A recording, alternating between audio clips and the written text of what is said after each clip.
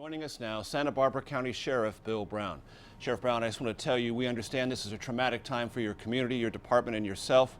We want to wish you the best of luck in this investigation. What can you tell us about what your department learned April 30th when it made this visit to Elliot Rodger, prompted by the warnings or at least concern expressed by one of his relatives? Well, Major, on that day we were asked by the mental health department to conduct a welfare check with Elliot Rodger to determine if he was a danger to himself or anyone else. This was prompted by a call by a third party. The mental health department contacted one of his relatives who had expressed some concern about his well-being. Our deputies went to check on Mr. Elliot, contacted him outside his residence. They found him to be at that time rather quiet and timid. He was polite and courteous. He was able to convince the deputies that this was all a misunderstanding, that although he was having some social problems, he was probably not going to be staying in school and going to be returning home, and he was able to make a very convincing story that there was no problem, that he wasn't going to hurt himself or anyone else, and he just didn't meet the criteria for any further intervention at that point. And obviously, looking back on this, it's a very tragic situation, and we certainly wish that we could turn the clock back and maybe change some things. But at the time that the deputies interacted with him, he was able to convince them that he was okay. And when you read his autobiography and manifesto that he wrote, it's very apparent that he was able to convince many people for many years that he didn't have this deep, underlying, obvious mental illness that ultimately manifested itself in this terrible tragedy. Sheriff Brown, two follow-up questions. Are you satisfied your deputies followed procedures as they are instructed? And was there anything that would have normally overlaid their visit with any check of recent or even not so recent weapons purchases?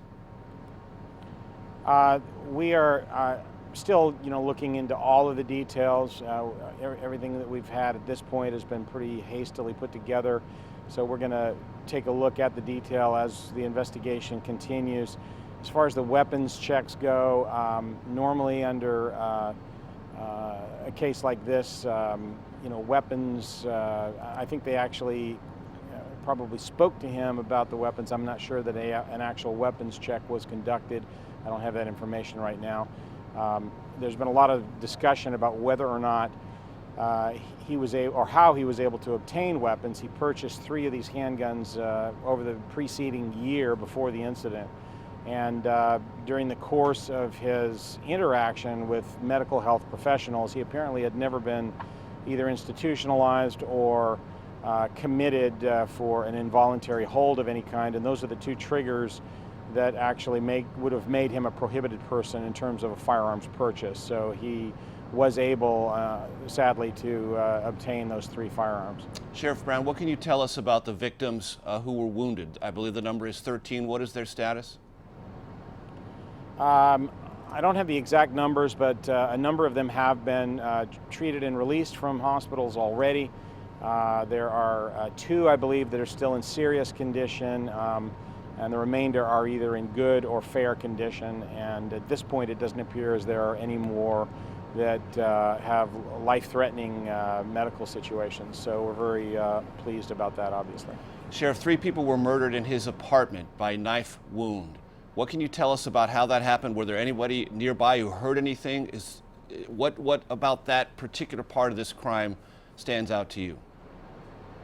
We didn't receive any reports of anything. Those victims were discovered during the course of a search of the suspect's apartment that was secondary to the actual incident as part of our investigation. It was done fairly quickly after the shooting rampage that occurred on Friday night when we discovered those bodies, but no one heard anything or contacted us as though anything was amiss. And when our deputies went into the residence, they found 3 male victims who were deceased and who all of whom appeared to have suffered multiple stab wounds. One last question for you, Sheriff.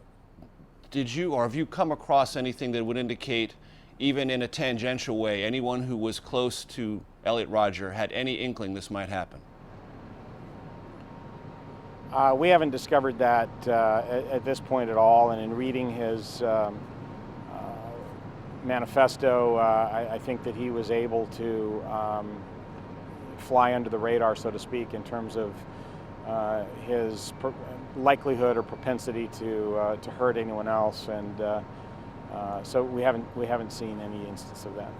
Santa Barbara County Sheriff Bill Brown, thank you very much for your time this morning.